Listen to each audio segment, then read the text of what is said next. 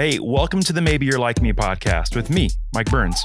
Listen, I know we're all more alike than we care to think. We've all got dreams, we've all got hopes, but sometimes we can feel a little alone trying to navigate in this crazy world we live in. So, this podcast is all about you, and it's all about me and how maybe we're a little more alike than we care to think. Welcome to Maybe You're Like Me.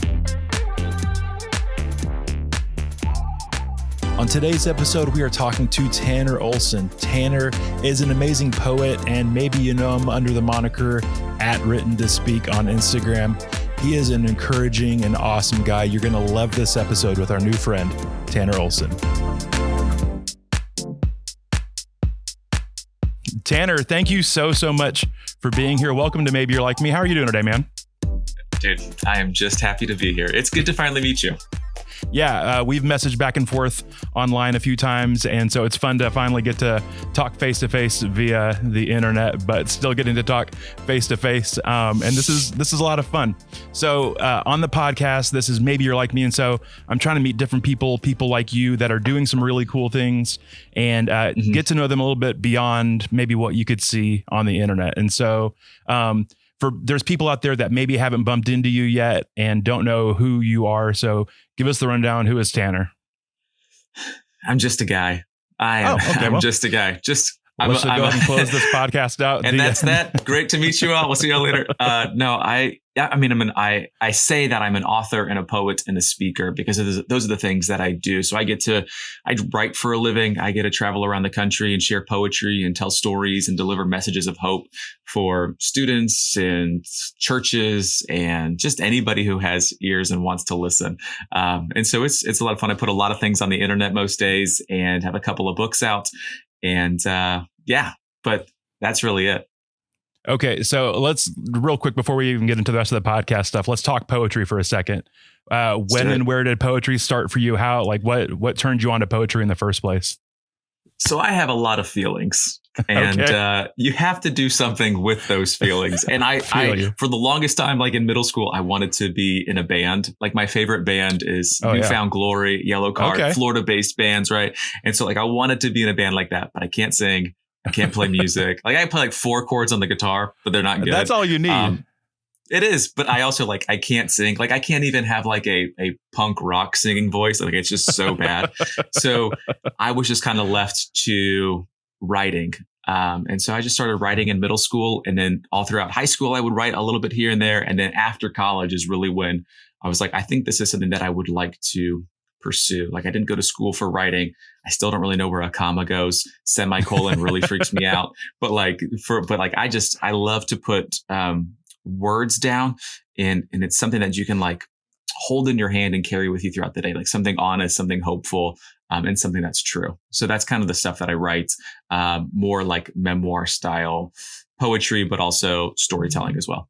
Yeah. So I am self-diagnosed a little bit dyslexic. And so reading things, it's always been tougher for me. And so I have a memory of in college, the only time that I've ever really connected with poetry, or it was the first time that I ever really connected with poetry, was hearing what my English lit teacher talking about a poet named Langston Hughes. I don't know if you know him. Mm-hmm. And I don't know him. Yeah. Yeah. But just hearing about his poetry and then actually reading it, and it has a rhythm to it, and you can feel what he was feeling. Mm-hmm. And so I think if people like you who have the ability to put emotion and feeling and help people connect via poetry, that's insane. And it's so cool that you're doing what you're doing. Yeah. Well, Langston Hughes is a fantastic. I've read through a bunch of his stuff, and every time I read it, he's one of those poets that you're I wish that I could be this good. He's just really good. There's a couple Mary Oliver's another one for me who I think her work is fantastic. And there's a bunch of other poets that we could talk about, but that's kind of how I felt about it too, is as I read it and as I write it, there's this connection. And so I do a lot of stuff with churches, and poetry is different. It's not a sermon. It's not a song, but it's kind of somewhere in between that kind of holds those together.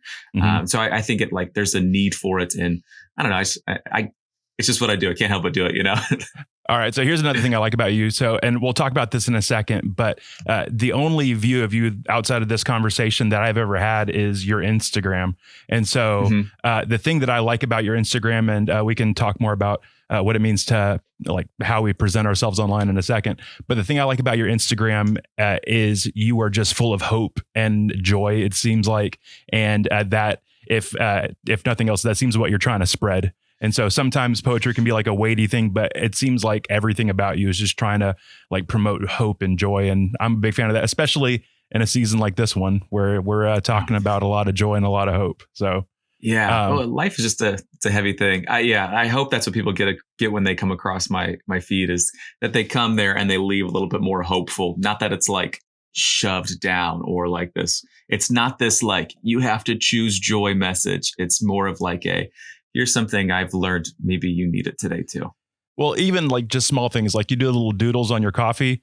And that's a weird sentence that I don't think I've ever said before. Weird doodles on your coffee, but you just do like little happy faces on your coffee most every day. And it's just like, oh, this is a good guy. So yeah, I try to be, man. I try. It's somebody once said, oh, that's your shtick. And I was like, all right, I'll take it. That's what I do. I can't help but do it. Yeah. Listen, I don't know if shtick has a bad connotation, but that's a compliment, man.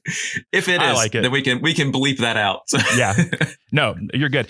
All right. So let's get to that. So like, if we're going to get past the internet stuff of you, we got to start with the internet stuff of you. So let's just start with like written to speak. If somebody gets on your Instagram there, what are they going to see? What's the Tanner they're going to see there?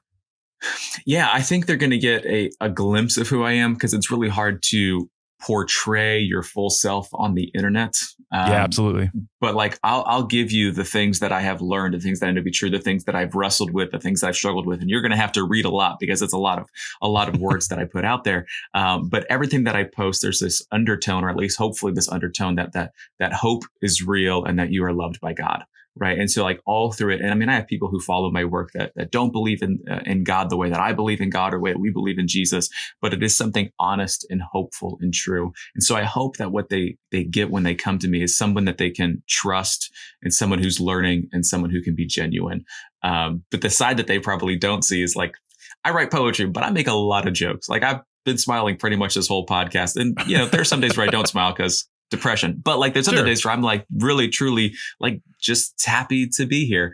And so like when I do live events and shows, like you're going to laugh, you're going to cry, and you might enjoy it, so it's like one of those couple of things. But yeah, it's hard. It is. I mean, maybe you felt the same way too, but it's hard to really show others who you are fully on the internet. And I don't think we're supposed to do that. It's just so hard to do. But like if we were, neighbors, you would get a different side of me. Be like, oh, you write poetry? That's weird. Yeah. Yeah. There's a lot of, I love finding people that are just multifaceted. So like everybody's getting a different view of you, and not everybody's seeing the full picture all the time. Honestly, for myself, sometimes I'm not even getting the full picture of myself. My wife will hand me a granola bar and be like, hey, you're hangry right now, so you need to, and I didn't even realize it. Change it up, buddy. Change it up.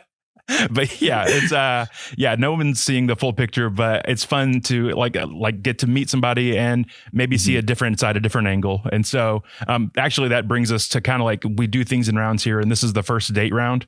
And so you already got your coffee there. Let's call this a coffee date. I'm ready. You were prepared for this moment. All right. So these are just like fun first date questions to get to know you a little bit better. Now, in the normal person's day-to-day schedule, there's 3 meals. If you're an elf, maybe you've got a few more in there. But what is your favorite meal of the day? Are you a breakfast, lunch, or dinner guy? Yes, breakfast. Breakfast? I want breakfast for every single meal. Like I don't really need anything else. I want breakfast. So just breakfast. So I got in an interesting fight with one of my good friends the other day. We were in a big group chat. There's 3 or 4 couples that we're in a group chat with, and we were trying to figure out, we're doing a mixture of friend Thanksgiving and Christmas. We're calling it Friendmas or something like that. Thanksmas. I don't remember. And so I was like, I don't want to do more turkey or more ham or whatever. I want to like, let's mix it up. And so I was like, do you guys want to do like Mexican food, or do you want to do breakfast? And he got like genuinely upset. He's like, we are not doing breakfast. And I was like, whoa, bud. And he dug in pretty hard. but I am on your team. That's a wound. There is a wound. Yeah. Yeah.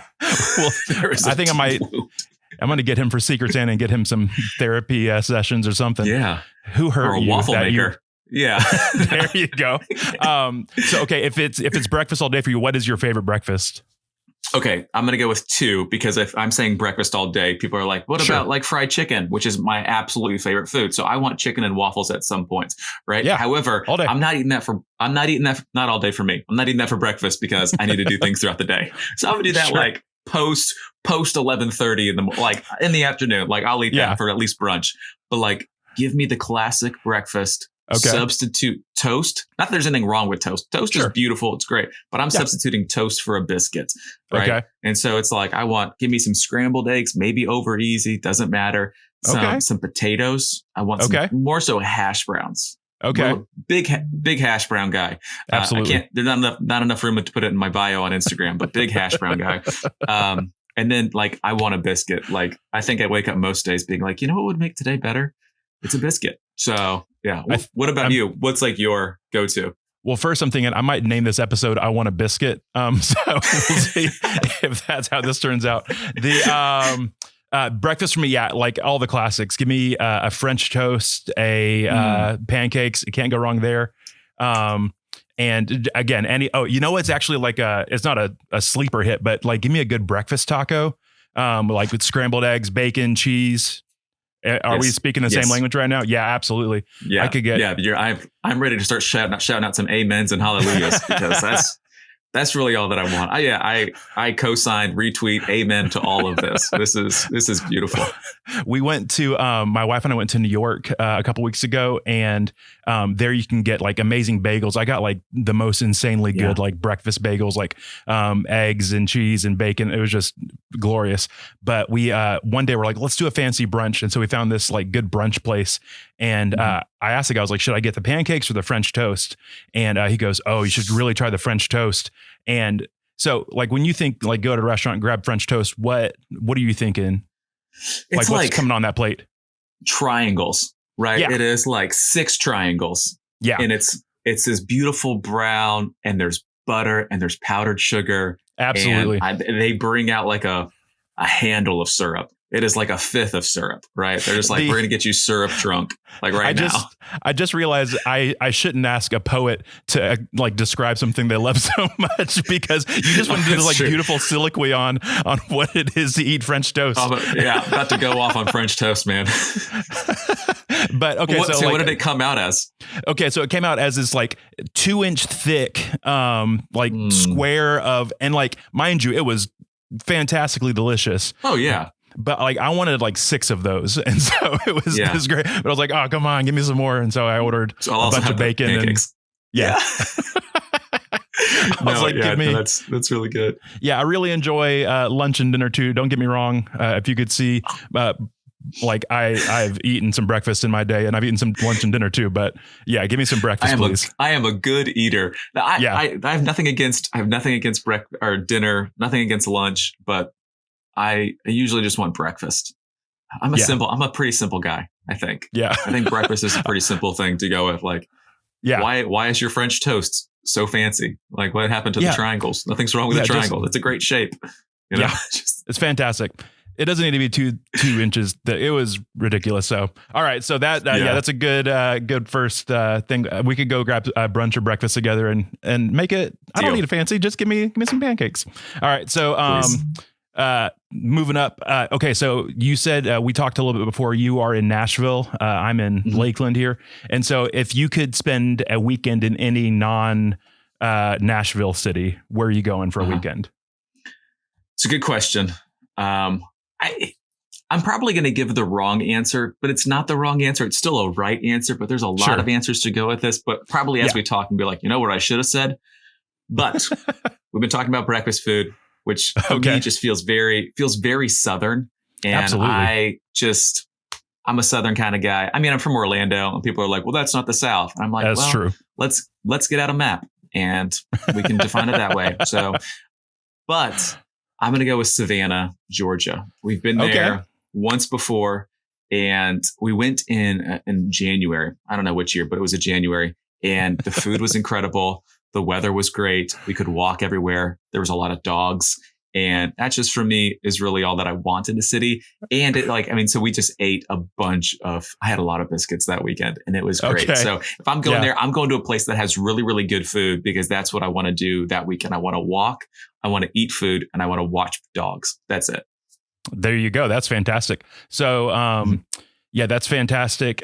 Just to let you know, also, I used to work at Cracker Barrel. Have you ever eaten at a Cracker Barrel? Yes. Okay. Yes. Oh yeah. You were in, did you? Yeah. Oh yeah. We were in the suburbs, man. We've been to Cracker Barrel many a times. I think most of the questions I asked when I was in 5th grade was, can we have a plate of biscuits for the table? Like, I feel like we were at Cracker Barrel more than we probably should have been, but yeah. I used to work at Cracker Barrel and, I used to you could catch me in the back at any point, just like downing biscuits by the fistful. It was, can't go wrong with those. And you'd so good. They're better with like butter and jelly, but you could just eat those things straight. And so I was going to ask you, what is your preferred like biscuit topping? Oh, like, are you going butter? Are you going honey? Going jam? Yes. Preferred though. So yeah, give me like a good strawberry preserves, not jelly, preserves. Like it's got like the chunks of strawberry in it. That's fantastic. What about you? Jelly is a waste. I'm a big jam guy, and but I'm going to have 2 biscuits, obviously. So I'm going to do butter and honey on one, and then blackberry jam on another.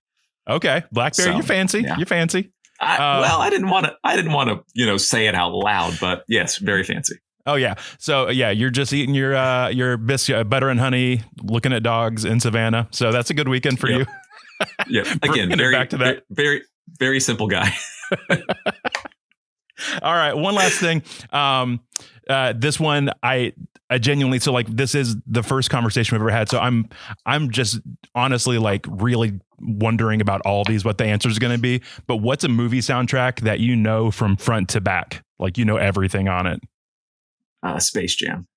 It is. Good choice. Speaking of jam, it's not Space Jelly, it's Space Jam. And it's my favorite movie. Like I have the movie poster is right next to me. I have Space Jam. I kid you not, man. Like I told you, I'm a very simple person. Like that's for me that one is up there is Space Jam for sure. You chose well. Yeah. So, yeah. I don't even know this. How old are you? 33. Okay. So Space Jam hit us kind of in the same time frame. And that movie was and is phenomenal. So you can't go wrong with it. I big fan. I believe I can fly. Can't say a bad thing about it. Basketball Jones. Fly like an eagle. Basketball Jones. That's the way I like it. Yeah, it's just, you have to listen to it. I remember when I was growing up, we had like a little basketball hoop that hung behind the door. And I would put that CD on the boombox and just crank it. And for the next 45 minutes or an hour, I was just doing really bad dunks, crashing into the wall. It was a lot of fun. So that was my childhood. And then afterwards, we would go to Cracker Barrel and I would ask, can we have a plate of biscuits? Yeah. And then you would slam dunk a biscuit in your mouth. That's fantastic. It's all 100%. Coming together here. It really is. Vivid memories. Yeah, for me, it was, and I've talked about this way too much on the podcast, but I'm just going to go ahead and continue to. Please, it was the Goofy movie. Yeah, a Goofy movie. That's a solid soundtrack. Stand Up. What's the Stand Out and then Eye to Eye? Yes, I have played that song multiple times, just randomly throughout, because it's just such a good song. The dancing. Oh yes. Yeah. So like a little like nerdy about me that I actually haven't told on this podcast, and I probably shouldn't, I might cut this out. But when I was a kid, I watched that movie every day for like 2 months straight, at least once. Mm-hmm. And God bless my parents, but to the point that like I started to write a Christian parody of the songs to them. I'm sorry. I almost made you choke and die on your coffee there.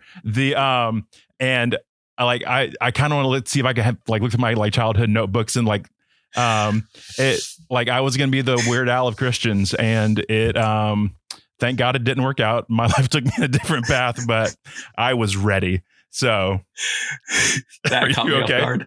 I am, but I really I really want to know more. I think we need to make this happen. I'll set up the GoFundMe. Let's make it. Oh man. If you say you watch you watch the Goofy movie for like 2 months, one summer I would wake up, I would watch Space Jam, and then I would go into the front yard and play basketball. Like that was like my morning routine. Yeah. One summer. So I felt bad for my parents too, because it was just like, you watched this yesterday. Like, know how it ends. Yeah. But yeah. The also, you can't go wrong. You got Michael Jackson and Bill Murray in one movie. That's a winner right there in the first place. So I think you meant Michael Jordan, but yes. And Michael Jackson. He's in there somewhere, I'm pretty sure. Or they make a Michael Jackson joke. Listen, no one likes your attitude right now. You got me on that one. The best gift that I was ever given, I worked at a camp one summer as a program director, and the staff got me a Toon Squad Michael Jordan jersey. Oh man. And I can cry pretty much on cue. And that one like caught me off guard. And I was just like, this is the nicest gift that anyone has ever gotten me. So that's fantastic. I love it, man. So yeah, we, first date, fantastic. Just grabbing some biscuits in Savannah, watching dogs and watching Space Jam. Yeah. So perfect weekend. Well, let's bring our wives though, because if not, this is weird. So, yeah, you're in. All right, sounds good. I'm in. Either way, as long as there's those things there, I'm in. Yeah. All right, sounds great. All right, so that was the first date round. That was a lot of fun. Now we're moving into what I call the slow round. It's where we get a little bit more intentional. It's not as much about Basketball Jones and a little bit more about who you really are. We'll see. Yeah, we'll see. It all comes back to Basketball Jones. Okay, sounds good. All right, so you are in a creative field, and so you're constantly putting out like high quality stuff, and so I don't know if you're like me. This is one that actually I was thinking about for myself. Like you're posting stuff every day on Instagram or wherever, and like even like the captions of your post are like they're longer than anything I've ever written. And so, and like, don't take that. I will. That's not a slight at all. Like, it's just like, I try to write a thing about like, we just celebrated our anniversary and I'm like, I love my wife, a hit period. And like, I just like, it really takes me a second to like really like get the creative side of me flowing. So what do you do when you get creatively stuck?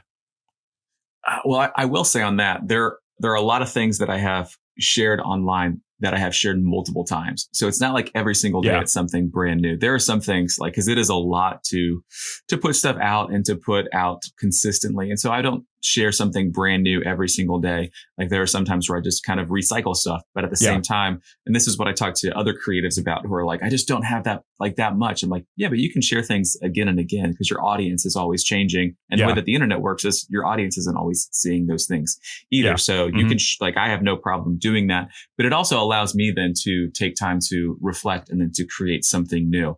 But when I run into like writer's block, or even when I feel low on inspiration, a couple of things that I'll do is I will kind of abandon screens for a little while, whether that's I'll take our dog on our walk, and our dog, by the way, his name is Pancake. So, I'll take Pancake on a walk, or I'll sit and I'll read for a little bit, or I'll just go to a coffee shop with a pen and a piece of paper, and I'll just try to like write down some ideas or some things.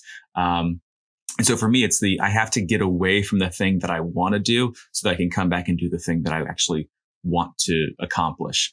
So putting some space between those things and giving it time. As a creative, one of the things that I share again and again is like, you have to give it time, whether that's like the thing that you're writing or the thing that you're working on or the thing that you want to do. Like if you just got to give it a little bit of time, put in some work, every day or as often as you can. Yeah. And to take those small, faithful steps forward. Because I don't know, like there's just putting pressure on yourself to write something or to create something. It doesn't go well for me. And I can't imagine it goes well for a lot of other people either. So giving yourself space, giving yourself time, allows me to kind of reset and then jump back into it. Yeah. I think sometimes when you get like in the middle of it, like I'm a semi-creative person as well.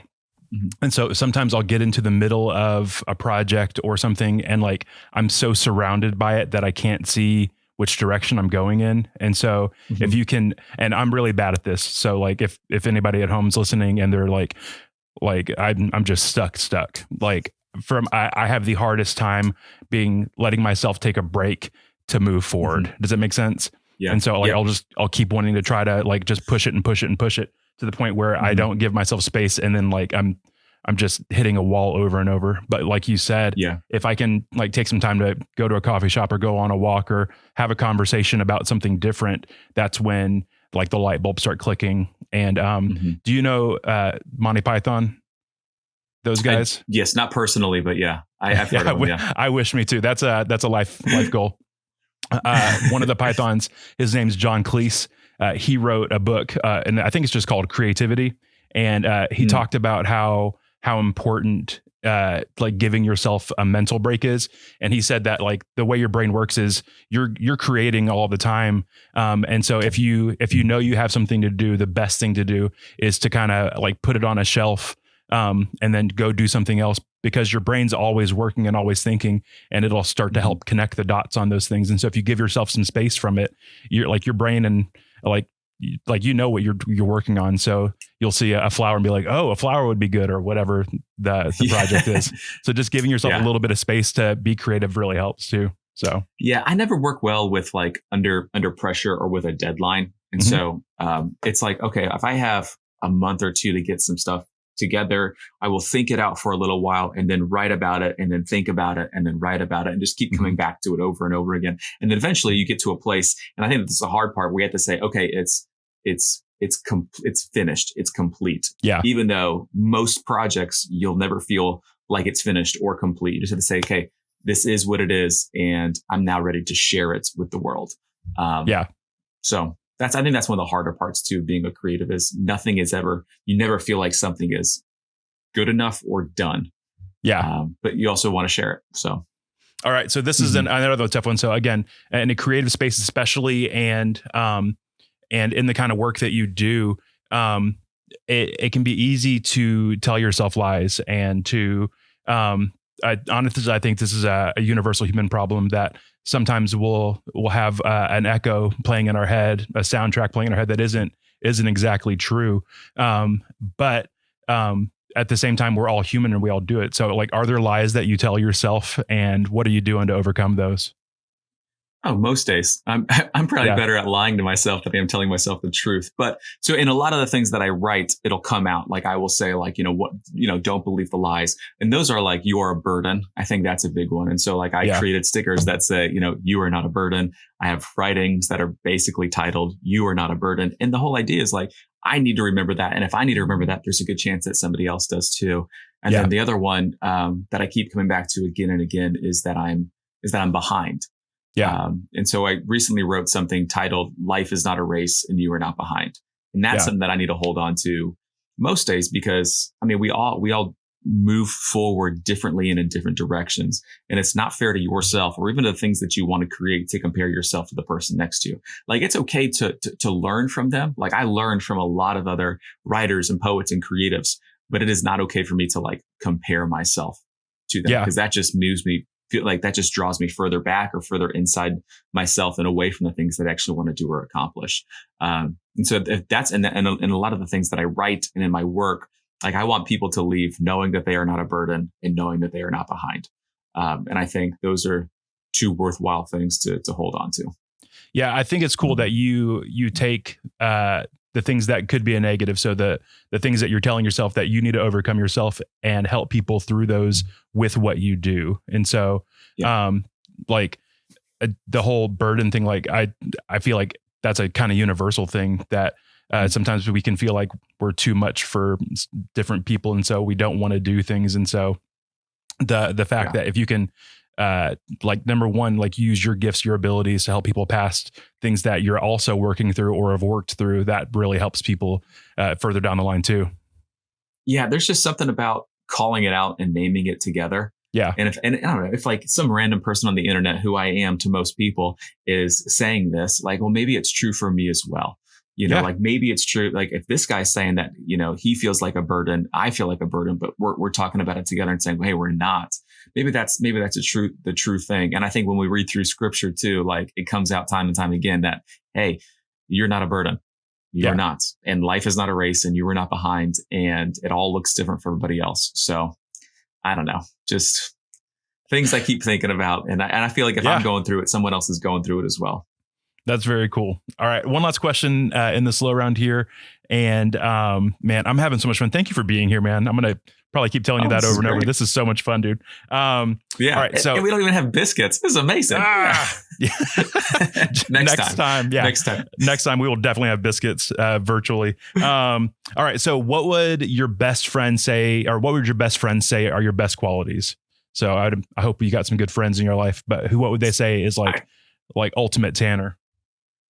I do. I have the best friends. I think that they would say that I am, I'm funny because I usually tend to make a lot of jokes, or comments that some can either say are jokes or just a little too much.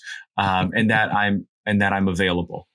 I'm genuine and available. I think that like funny, available, and genuine. I hope that that's what they would say. Those three things. If they say something else, then I'm sure it's okay. They would know. When you sent the question over, I almost texted a couple of friends and said, "What do you like about me?" But I was like, I can't. Like, that's just not. I'm not gonna do that. So is that weird? Yeah. Let's go ahead and let's text him real quick. Let's call Jimmy. I made up a friend name for you. And see what he says. Yeah, I think phone a friend. We'll give you one lifeline right now if you'd like. So. Yeah, those are all good things, man. I hope so. But that kind of goes back to the other things too, is like, if those things are true, but sometimes my mind tells me that I would say that I'm too much. Yeah. Or that I'm, something along those lines. And so I think it's, it's important for us. Like you should ask your friends, like, what do you like? Like, yeah, what do you like about me? To check in, Yeah, that feels like a weird play, but also it's just being honest. Like I've had the thought too that like if I go through a season where I'm not being the best me, like I kind of want to check in. Like I'll do it with my wife, and then I've thought about doing it with friends too. But like where am I not the best? And so and not to knock myself down or not to knock yourself down, but to just like continue to work towards like what the best attributes are. And if I'm not showing up the way I'm supposed to, then like to try to start showing up and being the best me, the version of me that people do love, and the version that is great for my wife and my kids and all the above. Mm-hmm. Yeah. Well, I've been to counseling one time, but it's a little different. We'll talk about that story maybe at a different time. But one of the things that my counselor said was, hey, like you should ask your friends, like who are you? And so you can hear from other people, like who they know you to be, that reminds you of who you are as well. And that's one of the things that I wish I would have done earlier in life, is like to check in with the people who know you the best and say, what do you see in me? What is it that you like about me? Because I think sometimes we're so far into our own heads that we just can't see those things. I wish I would have even done this before I went to college, of say, hey, what do you think I'm good at? Or what do you see in me that I like? And I think had I asked that question prior to going to college, my life would look quite different. But I don't know. It's a pretty vulnerable question, and it's also one of those questions that then in some ways puts your friends on a spot, a spot to maybe say something that you don't want to hear or that they don't want to say. Are you in general? Would you consider yourself a pretty introspective person? I would say I have moments like that. And then there's other moments where I'm like, you probably should have been more introspective rather than less filtered. It just kind of depends on the amount of coffee, the way that the sun is shining, and who I'm talking with. I think the older that I have gotten, the more introspective I have become. And I think that part of that is becoming an independent writer in the pandemic as well, of just kind of putting me more so in somewhat of isolation and withdrawn from other people, more of this in this space where I kind of watch the world and then write about it. Mm-hmm. So I would say, it's taken me a little while to get there. But I'm, introspective. Yes. Final answer. I think so. Yeah, deal. Sure, you don't want to phone a friend. On the scale of like introspective to has never thought about myself ever, I lean more towards the never thought about myself ever side.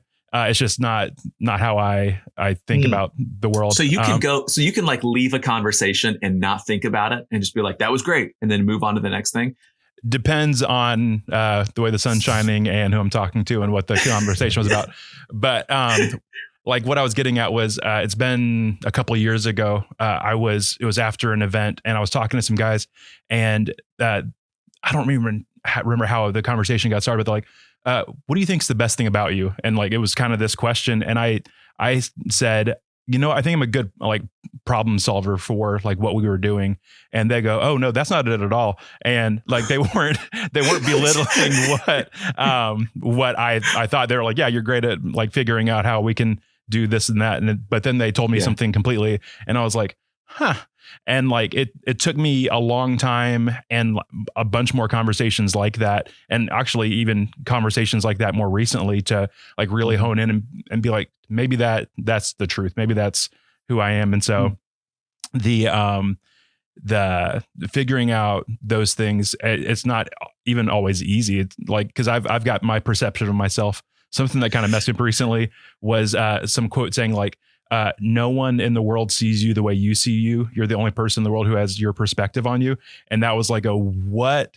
Like, no. Yeah. And so I hope they like me. Sometimes I've got main character energy. And so like I'm the center of this story. Maybe I'm not. And other times I'm like sitting on the left bench and I'm just like, I'm not even in the game at all. Yeah. It's hard, but you need those people around you to kind of check yourself and to help you like, take that next step forward into maybe not be the person that you think you should be. Yeah.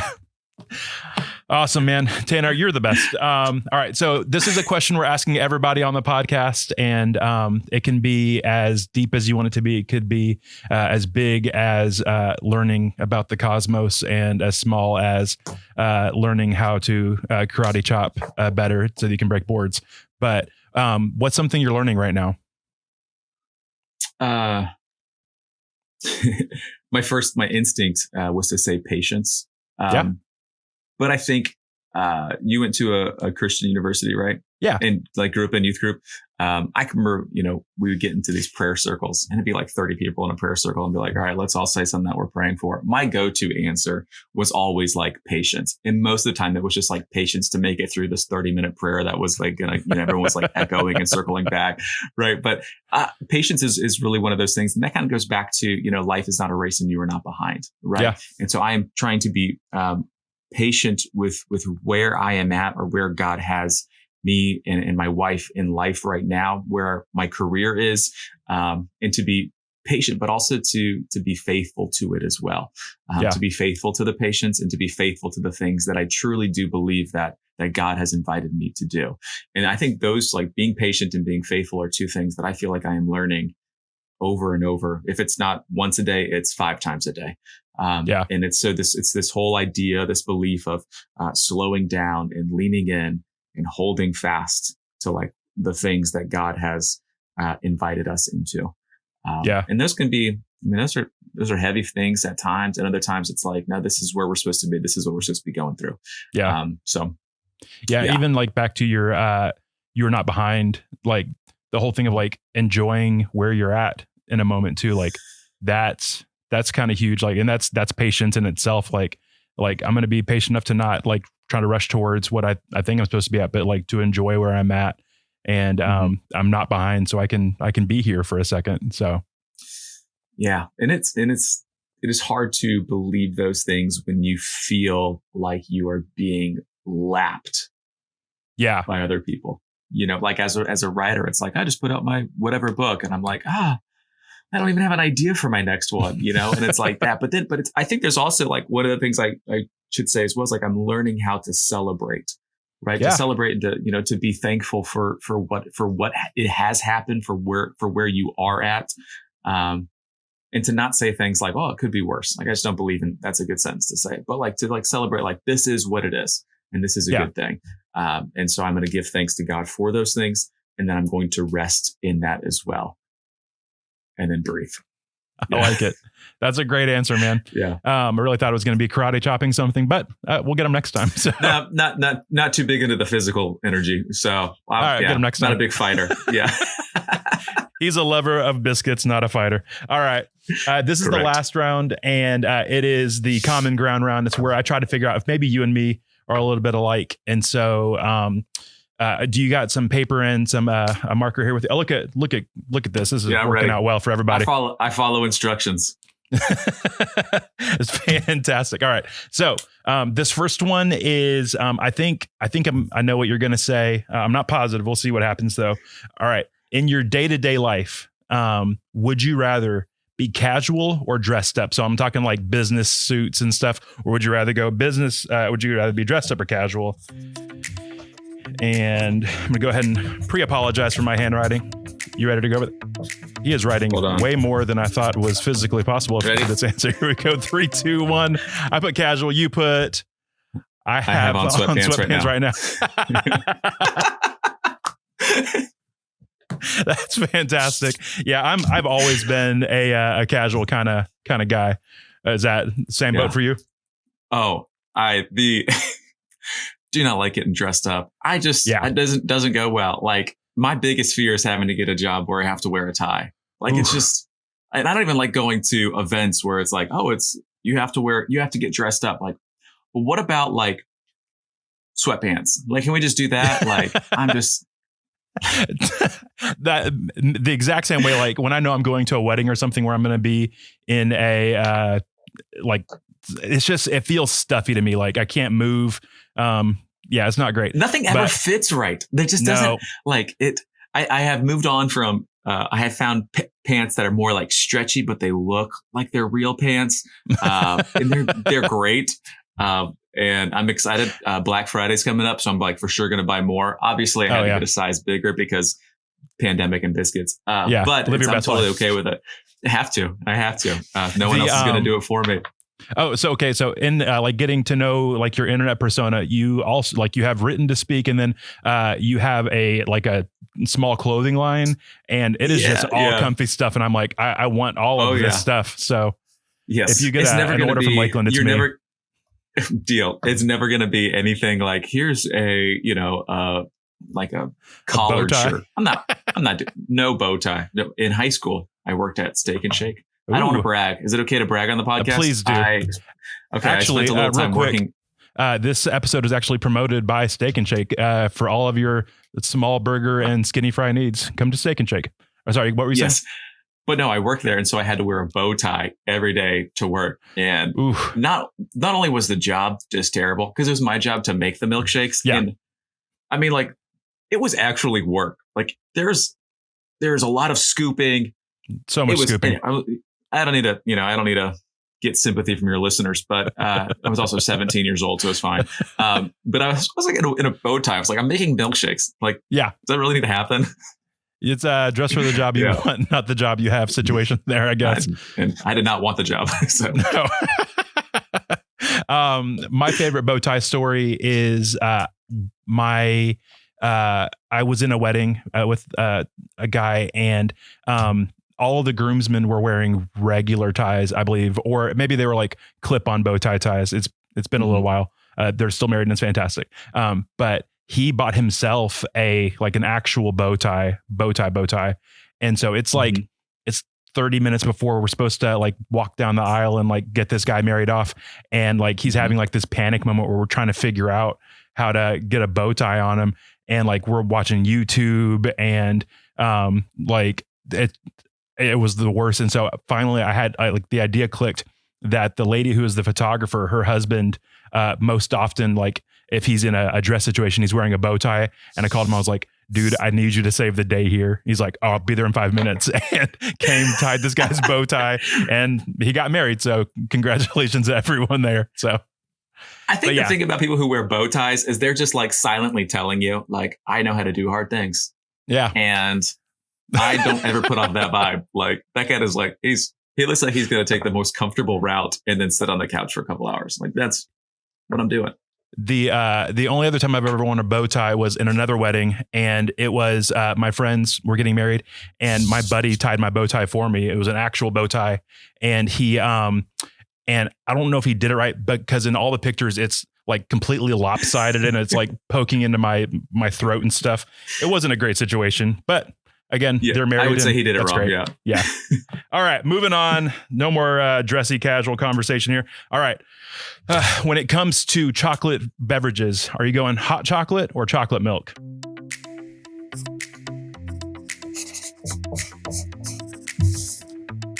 All right, you ready? Here we go. Yes. 3, 2, 1. I went I went chocolate milk. You went. You just put. Oh milk. Yeah, you put chocolate milk. There you go. Look at us. We're 2 for 2 right now. I'm not a big hot chocolate kind of guy. I do like chocolate milk. And my favorite thing about chocolate milk is there are those commercials where it's like, after you work out, which you usually don't, but like, you should have chocolate milk. Like, all right, any excuse for that. Like, I'll do a couple of push-ups and go have a big thing of chocolate milk. Yeah, absolutely. I remember being, that was a freeing moment for me as well when somebody was like, yeah, actually chocolate milk's good for you when you work out. So I just work out for the chocolate milk now. So good on you. It's a prize. Yeah. All right. This one is a tough one. This one is one that I hate for myself. Would you rather be sticky or smelly? I don't know why I wrote this one and I hate it for myself too. And you are not allowed to write neither. Oh man, I am struggling. Sticky or smelly, sticky or smelly. It's a good question. Here we go. 3, 2, 1. I went smelly. Which way did you go? I went sticky. Sticky? Oh, okay. What's your reasoning there? Here's why. If I'm smelly, it's everyone else's problem. If I'm sticky, it's just my problem. So like, I'm doing that. I love God and love people. That's the way that I'm going to go about it. I'm choosing to be sticky. And I don't yeah. So I'm going to go sticky. Why'd you go smelly?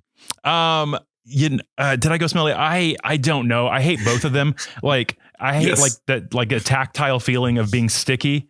Yep. And but you live in Florida, so you spend like 9 months being somewhat both. Like it's more like 11 months. Yeah. But like, I'm not even talking about that kind of sticky. I'm talking about like, you get like some slime or something on your hands, or like, if you're like closing a bunch of envelopes, you get that glue on your fingers. I'm not a fan of that. Also, I've got 2 little boys, so like snot and stuff. It's just not my favorite. And so, I picked the lesser of 2 evils for myself on that one. There's not a right answer. No, none of these are right answers. All right. So this one is a social commentary one, and I just wanted to see what you were going to say. All right. If you're in a conversation or you're just passing somebody on the street and they say something to you and you don't understand it, are you going to ask them to repeat it or just smile and nod? Oh.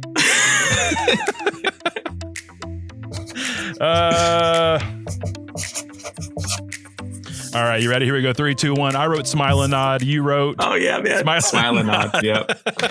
It's one of the. I think it's how I've gotten this far in my life is by smiling and nodding. Oh yeah. Now I will say there are times if somebody says something, I will be like, I will say something because I am usually not afraid to say something, but most of the times be like, all right, okay, because I don't want to open up that can of whatever it is. Yeah, but. Yeah.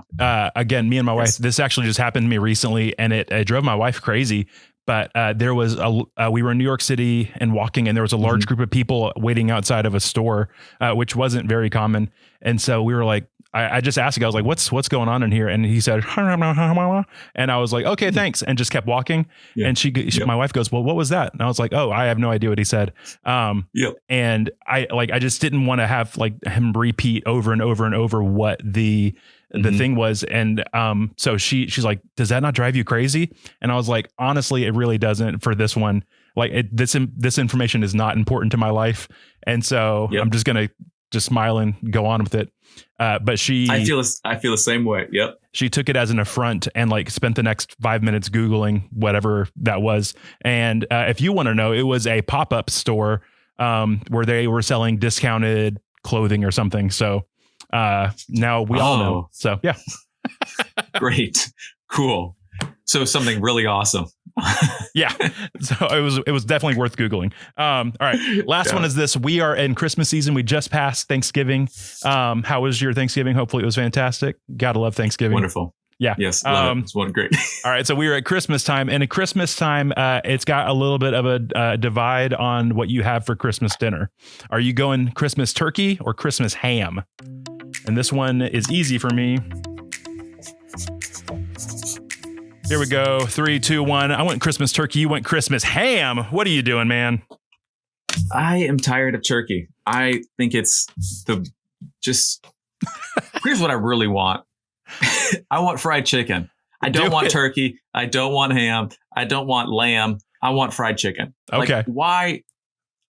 That's what I enjoy it. But everyone's like, oh, but it's a holiday. We should have turkey. Be like, I don't think so. Like, they're doing fine. We don't need to bring them into this. I'm going to throw this out there, and maybe this will change it for you. Have you had at Cracker Barrel the deep fried turkey? I have not been to Cracker Barrel in quite a bit, but it sounds like I need to go. Yeah, no, this is God speaking to you. If you ever were listening for God's voice, the deep fried turkey, it is so good. I don't know why we didn't think of this before, but the science is now available. We can do it. So it's fantastic.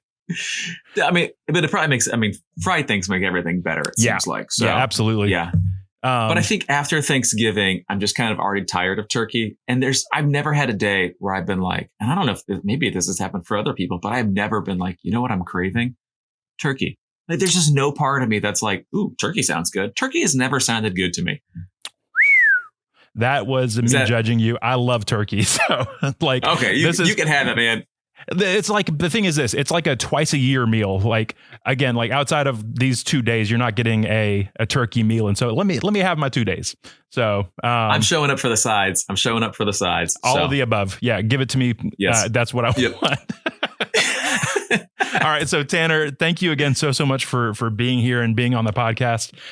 If there's people that like, they're just meeting you today and they want to get to follow you and maybe get to read some of your poetry or get to know you a little bit better, what's the best way for them to find your information?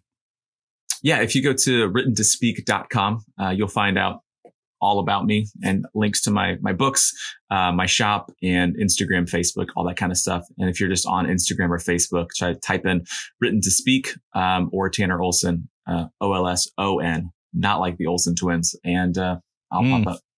You really missed out on that. I really did.